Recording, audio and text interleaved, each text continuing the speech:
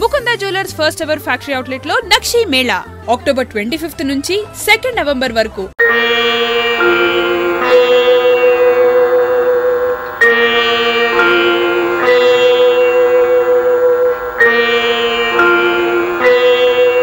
వెళ్ళొస్తాను మావయ్య గారు.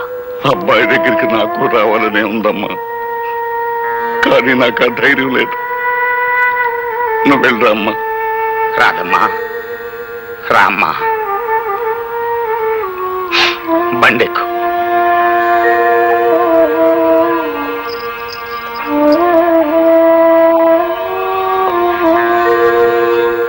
ఏ తీరుగా నన్ను దయచూచెదవో హినవంశోత్తమ రామా, నాకరమా భవసాగర నీరగ నడినగడేశ్వర రామా.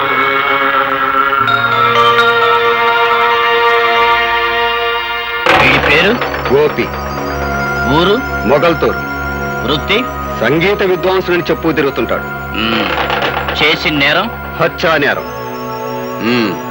ఎరా, పులిరాజు అనే వ్యక్తిని ఊరవతల పాండవుల మెట్ట దగ్గర నీ పాత కచ్చలతో పగతో అతని మెడ మీద కాలిసి తొక్కి చంపేసి, అందుకు ఊరంతా సాక్ష్యం ఉంది. చేసిన నేరం ఒప్పుకుంటే సరే సరే, లేదా మా పద్ధతుల ప్రకారం నిన్ను ఒప్పించి బోన్లో నిలబెట్టి శిక్ష వేయించడం మా వృత్తి ధర్మం. మర్యాదగా చేసిన నేరం ఒప్పుకుంటావా లేదా? నీ చేత ఎలా ఒప్పించాలో మాకు బాగా తెలుసు. ఎరా, మాట్లాడవేరా?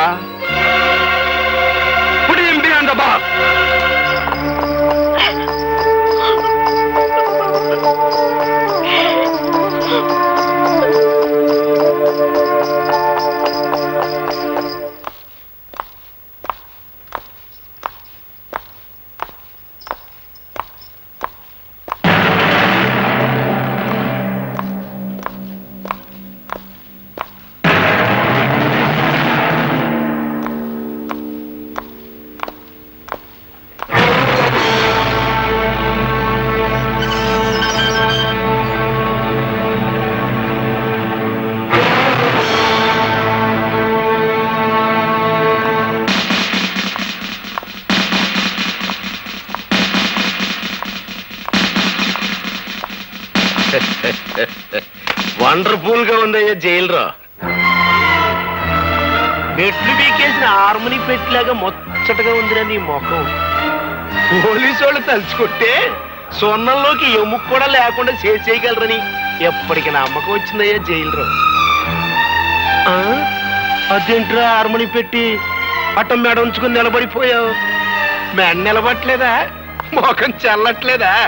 మాట్లాడబెడరా.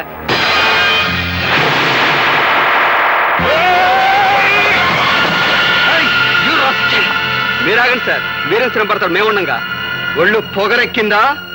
పెద్ద నువ్వు చేసుకుంటావా? మాట్లాడవేరా?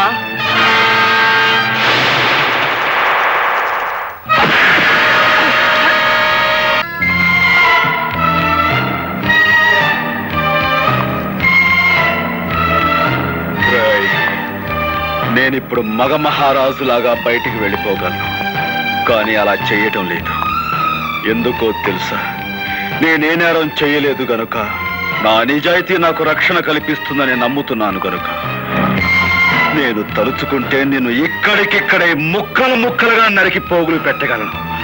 కానీ నేను తాళి కట్టిన పిల్లకు నువ్వు తండ్రి అయిపోయావు గనక బతికిపోయావు.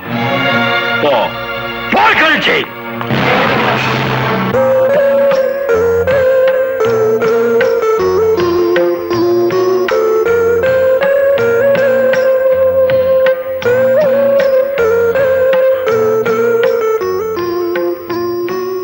భర్తను చూసి భార్య గర్వపడే సందర్భం అందరికీ దొరకదండి.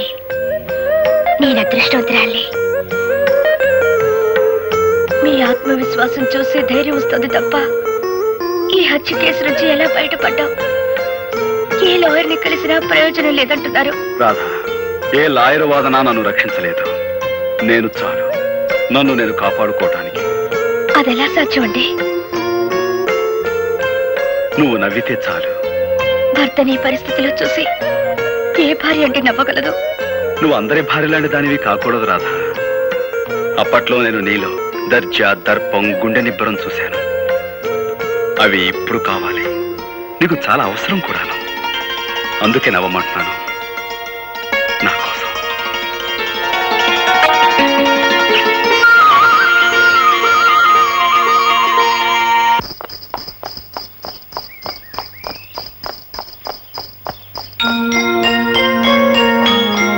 అప్పట్లో నేను నీలో దర్జా, దర్పం, గుండె నిబ్బరం చూశాను. అవి ఇప్పుడు కావాలి. అందుకే నవ్వమంటున్నాను.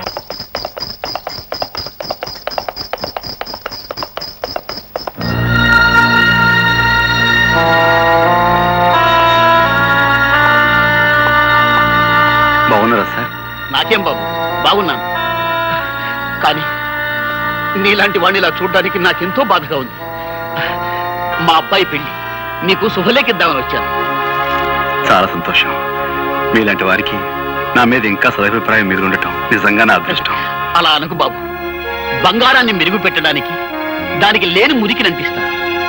ఆ మురికి కడగ్గాని బంగారం ఎలా మెరుస్తుందో నీకు తెలియంది కాదు. నువ్వు అలాంటి బంగారానివేనయ్యా. వస్తాను. మంచిది.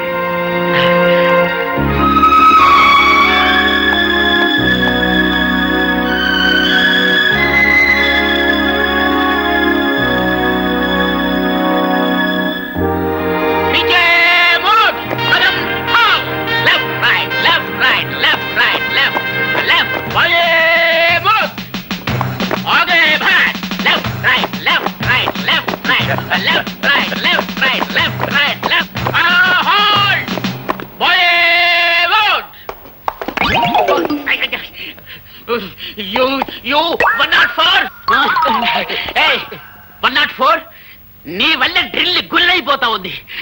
మార్కెట్ కిందప్పుడల్లా బాగా తింటావండి చేపలు. నీ మీద రిపోర్ట్ ఉంది. Take care. ఇతన్ని చూసి నేర్చుకోండి అయ్యా. కొత్తగా డ్యూటీలో జాయిన్ అయ్యాడు. ఎంత వండర్ఫుల్ గా చేస్తున్నాడు మార్చి. మనకు ఓపెన్ చూస్తుంటే ఎట్టా ఉందిరా? కచేరీలో మన బాగా హార్మోని వాయిస్తున్నట్లేదా? ఎందుకుండదురా, ఆడికి ట్రైనింగ్ అంతా ఇచ్చి తోలేసింది నేనే కదా. ఆయన ట్రైనింగ్ ఇచ్చి తోలేయడానికి ఆడేమన్నా జట్కా పెట్టి గుర్రం అనుకున్నారా? గడ్డి బాబు వేద్దాం. అందుకే నిన్ను అందరూ తప్పుడు కదా అప్పలరాజు అంటారు. ఆడ కానిస్టేబుల్ గారా, నమస్కారం. నేను ఆడ కానిస్టేబుల్ కాదండి, ఆ హెడ్ కానిస్టేబుల్ గారు ఉన్నారే వారి అమ్మాయిని. ఓహో, టైగర్ రాముడు గారు అమ్మాయి అత్తమారు. అవునండి. మరేంటి ఈ బట్టలు వేసుకొచ్చారేంటి? అదే మా నాన్న పాత డ్రెస్ ఉంటే నేను వేసుకొచ్చాను అంతే. Mister Gopi, I'm congratulating you. Very good. Take your positions. ఇప్పుడు very good. Well done, well done. Head constable tiger రాముడిని టచ్ చేస్తావా? Who are you? నేను ఫాదర్ గోపి. అప్పలరాజు. గోపి మామ. Horse riding. So what? First of all you go away from here. Get out. Rama అంటే బూత్ మాటలు ఆయన పడుతున్నాయండి మీ పోలీసులకి. మన అబ్బాయి కూడా పోలీసే కదా. Sorry sorry sorry. All right. Get out.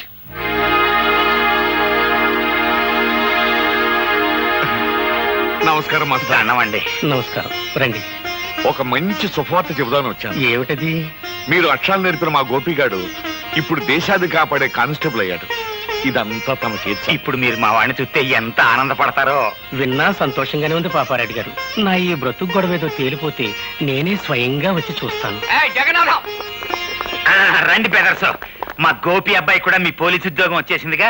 ఇక నుంచి మనం బంధువులం, స్నేహితులం. ఏంటి కాపీ తాగుతారా? మాస్టారు, మీకు మర్యాదగా చెప్తున్నాం, నిరాహార దీక్ష విరమించుకోండి. కలెక్టర్ గారు వచ్చే టైం అయింది. ఆయన దృష్టిలో ఇది పడితే మంచిది కాదు. లేవండి. నాకు రావాల్సిన పెన్షన్ ఇవ్వకుండా తిప్పుతున్నారు.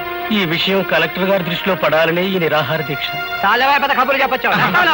తొందరపడకండి అయ్యా. మాస్టర్ చాలా మంచి ఆయన. ఇప్పుడు మా అబ్బాయి కూడా మీ డిపార్ట్మెంట్ చేరాడు.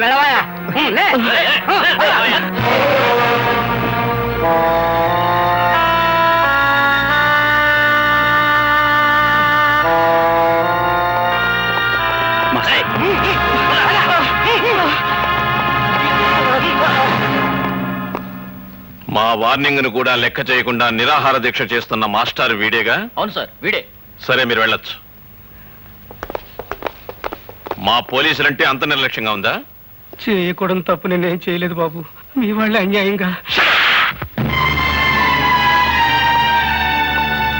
మాస్టారు,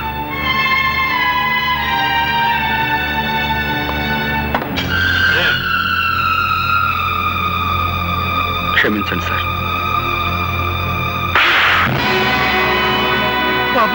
ఈ మాస్టర్ గారు ఏం అన్యాయం చేశారని సార్ ఆయన కొట్టారు?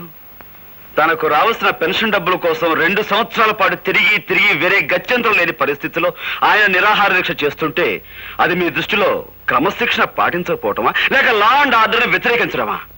క్రమశిక్షణ తప్పిన వాళ్ళని, అన్యాయం చేసిన వాళ్ళని దండించడానికే మీరు ఉద్యోగంలో జాయిన్ అయితే సార్, మాస్టర్ గారికి పెన్షన్ డబ్బులు ఇవ్వాల్సిన ఆఫీసర్ని చావచిత్త కొట్టి తీసుకొచ్చి ఆయనకి పెన్షన్ డబ్బులు ఇప్పించండి. అది మీకు చేత కాదు, ఎందుకంటే వాళ్ళు మీకంటే పెద్ద ఆఫీసర్లు కాబట్టి. అలాంటి వాళ్ళకైతే మీరు సెల్యూట్లు కొడతారు, ఇలాంటి వాళ్ళని చావచిత్త కొడతారు. ఏ సార్, నేనేమన్నా తప్పు మాట్లాడానన్నా నాకు గద్దిస్తున్నాడు? క్రమశిక్షణ అతిక్రమించారని మీరు మాస్టర్ గారిని కొట్టారే? అసలు క్రమశిక్షణ పదానికి మీనింగు, స్పెల్లింగు నేర్పింది ఇలాంటి మాస్టర్లే సార్ మనకి. హక్కుల కోసం నిరాహార దీక్ష చేయటమే మీ దృష్టిలో అన్యాయం అయితే, మన దేశానికి స్వతంత్రం తీసుకొచ్చిన గాంధీ గారు కూడా ఇలాంటి నిరాహార దీక్ష చేశారు. అలా చేసినందుకు బ్రిటిష్ వాళ్ళు ఆయన జైల్లో పెట్టారు. అప్పుడు మనమంతా అది అన్యాయం, అక్రమం అని అరిచాం.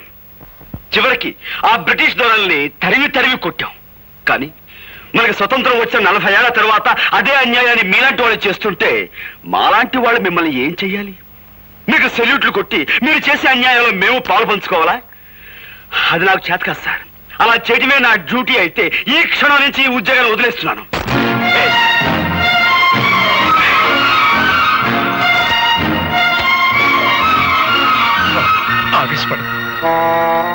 క్షమించండి మాస్టర్.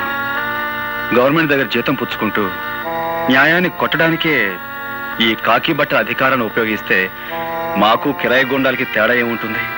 అందుకే ఈ ఉద్యోగాన్ని వదిలిపెట్టి వెళ్ళిపోతున్నాను. వస్తాను మాస్టర్. ఉంటానండి.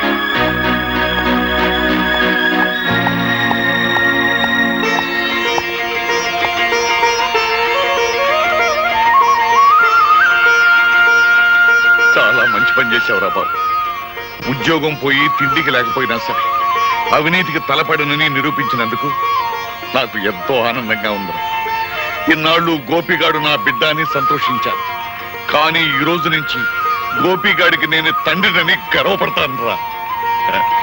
నీలా నిజాయితీపరుడు పోలీసు ఉద్యోగంలో చేరితే ప్రజలకి మేలు జరుగుతుందని ఆశపడ్డాం. అదంతా పెమ్మని తేలిపోయింది. వాళ్ళు నిన్ను మార్చక ముందే నువ్వే వాళ్ళని ఇత్తడి చేసేశావు. అబ్బాయి గోపి జిందాబాద్, అబ్బాయి గోపి జిందాబాద్. సార్, ఇప్పుడు జరిగిన సంఘటనకు ఆ గోపి మీద ఏ యాక్షన్ తీసుకోకుండా సెలవు పెట్టి వెళుతున్నారంటే really your a great sir. ఒక విధంగా మన డిపార్ట్మెంట్ ఇదే తప్పని నా అభిప్రాయం. అనగనగనగనగా 7 సముద్రాల కవతల ఒక ఊళ్ళో ఒక అమెరికా. ఆ ఊరికి రేగన్ గారు ప్రెసిడెంట్ గారు ఉన్నారు. మన పంచాయతీ బోర్డు ప్రెసిడెంట్ పెంటై లాగా. ఏంటబ్బా వింటున్నావా లేదా? చెప్పు. ఈ రేగన్ గారు చాలా గొప్ప మడిసి. మరి అంత గొప్ప మడిసి మనం కూర్చోమంటే కూర్చోలేడు, నుంచోమంటే నుంచోలేడు. పోనీ ఒక గ్లాసు మజ్జిగో మంచినీళ్ళు తాగవయా అంటే ఆ పని చేయలేడు. ఎందువలన చేత ఇదిగో ఇలాంటి తప్పుడు కథలు చెప్తావు కాబట్టి ఊళ్ళో అంతా నేను తప్పుడు కథలు అప్పలరాజు అంటుంటారు. అబ్బయ్యా, నీకు సమాధానం తెలిస్తే చెప్పు, లేతే లేదు. అంతేగాని ఊళ్ళో అందరూ అన్నట్టు నన్ను నువ్వు కూడా తప్పుడు కథలు అప్పలరాజు అనద్దు. సమాధానం చెప్పు శ్యాలంజీ. Because he doesn't know Telugu. అదే నీకు ఇంగ్లీష్ ఎలా తెలియదో తనకు తెలుగు అలా రాదు. అందుకని నువ్వు తెలుగులో ఏం చెప్పినా అతనికి అర్థం కాదు. ఎట్ట కనిపెట్టేశావు అబ్బాయా? రేగాను మనకి మంచి ఫ్రెండ్లే. ఖర్చు డబ్బు లేకపోతే అప్పుడప్పుడు వచ్చి చిల్లర తీసుకెళ్తుంటాడు. అయితే అన్నోళ్ల ప్రెసిడెంట్లు నీ దగ్గర సిల్లర్ ఎట్టుకెడుతుంటారన్నమాట. సరే పోనీ.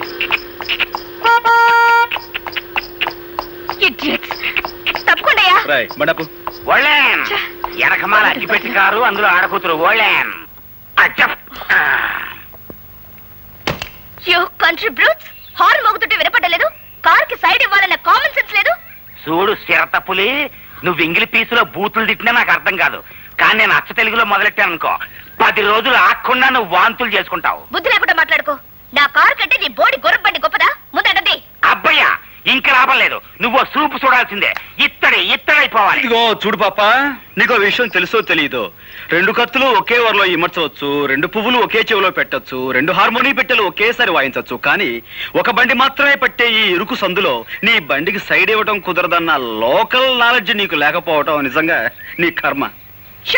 ఖచ్చితంగా ఈ పిల్ల పట్నం చదువులతో పాడైపోయింది అబ్బాయ. లేదంటే వీళ్ళ బాబుకి నెలమంత్రం సరి, ఈ అమ్మాయికి అర్ధాంతరంగా వయసైనా వచ్చి ఉండాలి. ఇది కరెక్ట్ అబ్బాయ. చూసావా, అయిపోయింది. ఇత్తడే ఇత్తడే ఇత్తడే ఇత్తడే కిలో 10 రూపాయలు ఇత్తడే. సరే రారా. రావయ్య, వెళ్ళి ఆ పొగరమూత ఎవరు?